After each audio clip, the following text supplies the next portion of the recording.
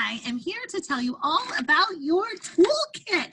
I mean, this thing is heavy. It's got some bargains in it, and you are going to like it. Let's unpack it together so I could tell you all about it. First thing up, you have some headphones. I think you know exactly what to do with these. Feel free to wear them during your Zoom, but I know that in my class we learned that sometimes when we're exercising, it's better without the headphones. So you are going to make the best choice for yourself on that one. We have some paints, watercolors. I know I am about to be like, whoa, I love watercolors. This is for when we use some sight words and we make some special art projects, which I heard you guys love, so keep that handy in your bag. And I want to remind you, these are tools. They are for school. I want you to treat them with care and love because I expect you to remember that they're yours, but I'm sharing them with you. Next in the bag, a dry erase marker and a dry erase marker's best friend, a dry erase board. Yes, all of you might have different boards. Like it could have a rainbow, it could be pink. You get what you get and you don't throw a fit. To go with the board, marker, dry erase board, and eraser. I know, looks like a piece of cloth. It is, but it's also used for erasing your board. There are so many things in here, you guys. My top favorite thing coming out of the bag is this Smelly. This Smelly is used for when we check your papers because I can't actually check your paper. So I'm trusting you that when we do some math or writing, and I say, give yourself a smiley face, you open it up, you give yourself a smiley face and you like, oh, it smells so good. I think that one's cherry. That's one of the best parts of being in first grade is that we use smellies. You have Play-Doh.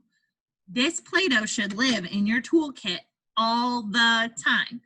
It is for math jobs and sight word jobs. So remember, make sure that it clicks tight so it stays nice and fresh when we use it each day. We have 2 sets of blocks in here, and I know some of you are just gonna be so excited. We've got Legos. I love Legos too.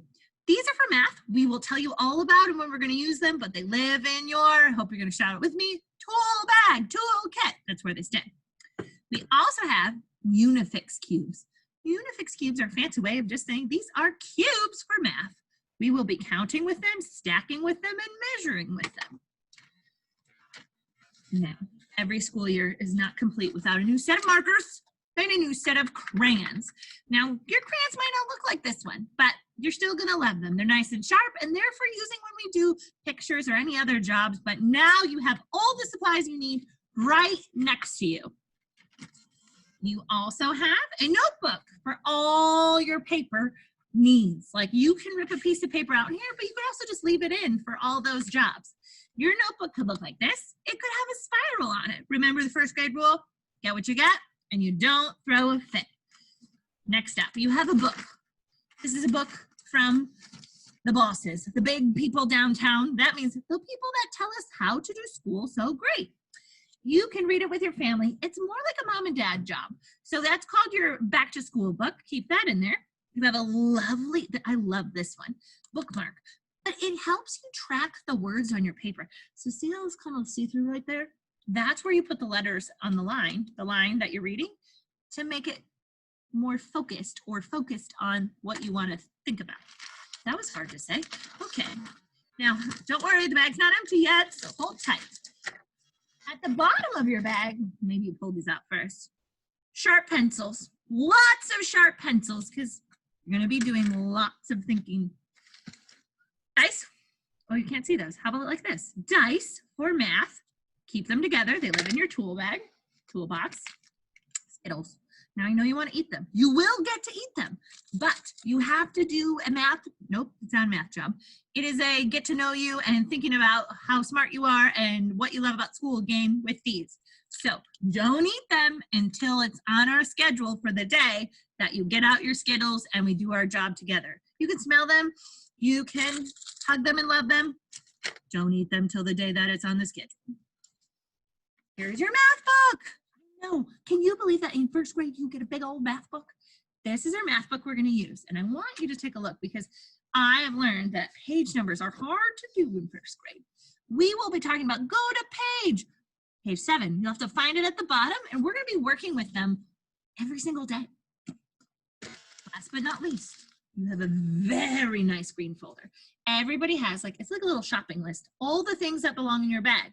These are things that we expect for you to keep in the bag because we gave them to you to help you learn.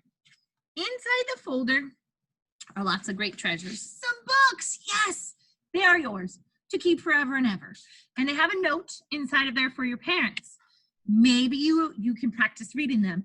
Oh man, Mrs. Jones, these are kind of hard for me. I'm not ready for them yet. That's okay.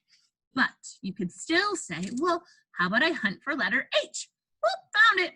How about I hunt for letter C? Oop, found it. You can still practice things with them, even though they might not be at your reading level. Inside your folder, you have a lot of lovely page protectors. Those are the shiny things. They have like a choice board. This is called a choice board on it. So we might say, let's look at the science one, the social studies one, or art and music. Keep scrolling. There's a couple more choice boards in there. And then here's a list of all the sight words or spelling words. We call them both, but spelling words are ones we're going to learn every week. And those are the ones we exercise. So if you're like, oh, I really want to challenge myself, try to work on the words on the next list. Here's another choice board coming up. This is for sight words. We'll tell you when to use it. So just love on it right now. This is my favorite. I love to do this while I'm waiting for my noodles to cook for my macaroni and cheese, or while I'm waiting for Mrs. Jones to come back from her Zoom break. These are letter formation. That means trace them, follow the line to practice writing your letters. Now, you might already know how to make your letters, but there is nothing wrong with building muscles in your fingers. Those are called your fine motor muscles. Practice them. Next up, I hope you might know this. You have a number bond. This is for math. We'll let you know when to get it out, but you have it handy in your folder. Hundreds chart. Oh, great, I can practice counting. You can also put, you know what I like to do? I might put like a little M&M on it and count across the row so I could recognize all the numbers. And then of course at the end, I eat the M&M. You also have a fluency. Oh, Mrs. Jones, what does that mean? This is a sheet of math problems that we're going to be working on learning, and you can practice them at home all by yourself. And the best part of having all these as page protectors are you can use your dry erase marker to write on them and then use your eraser to erase. It's great. It's an awesome way to save paper. Now this last part, you probably can't read it because it's sideways, but it says assessments. Assessment is a word for test. This one we don't touch until it's on the schedule. So leave it in there sleeping until we know that we need to use it. And now guess what? Still more stuff. At the very end of your folder, you have some paper, like beautiful paper. Cardstock, that means thick paper. Colorful paper.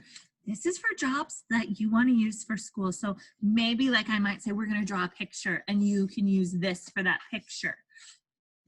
Your choice. Now there's last but not least, this lovely little stick. This stick has a little sentence strip on it. I want you to use a marker and write your name. But here's the thing, sometimes I get a little bit messy, so you could maybe ask your parent or some adult at home, hey, could you write my first name and my last name here? So when I go to my Zoom and my teacher says, who's that person in the red hat? And they don't know, I can say, oh, look, this is my name. It's Mrs. Jones. Can you see it? So please do that with your parent when you get your toolkit. Wow, that is so many great things. Remember these rules. Keep it safe in the tool bag. Keep it handy next to you when we're teaching. That means every day, get that bad boy out. Then 3, love it and hug it and treat it with care. Thank you for listening to the Toolkit Adventure. I will talk to you soon.